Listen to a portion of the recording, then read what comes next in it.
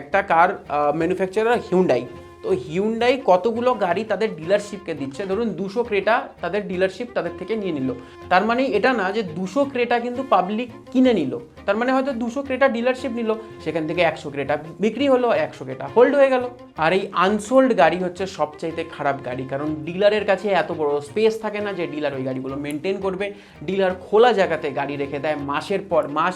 আপনি যখন গাড়ি কিনবেন অবশ্যই আপনার গাড়িকে পলিশ করে সমস্ত কিছু দেওয়া হবে, কিন্তু গাড়ির যে ক্লিয়ার কোড, গাড়ির যে আন্ডার বডি কোড, গাড়ির যে টায়ার অনেক দিন থেকে মাটিতে থাকার ফলে গাড়ির মধ্যে ওই ফ্রেশনেস জিনিসটাও থাকে না, এবং গাড়ির মধ্যে আরও কিছু প্রবলেম হয়ে যায়। কারণ আপনি একটা সিম্পল জিনিস ভাবুন যে গাড়ি ইঞ্জিন অয়েলের সাথেই আসে, আর ইঞ্জিন অয়েলের লাইফ থাকে 1 বছর। সে আপনি চেঞ্জ করুন বা না করুন, আপনার গাড়ি চলুক বা না চলুক, তো এইখানে থেকে কিন্তু আপনার ইঞ্জিন অয়েলে কিন্তু স্লাজ জমে যায়, আর গাড়ির মধ্যে ওই স্মুথনেস থাকে না। তো চেষ্টা করবেন যে খুব কারেন্ট ডেটের গাড়ি বা নাহলে 2024-এর গাড়ি নেওয়ার জন্য। আর আমি এই রিপোর্ট আপনাকে একদম নিজে গ্রাউন্ড লেভেলে রিসার্চ করে বলছি।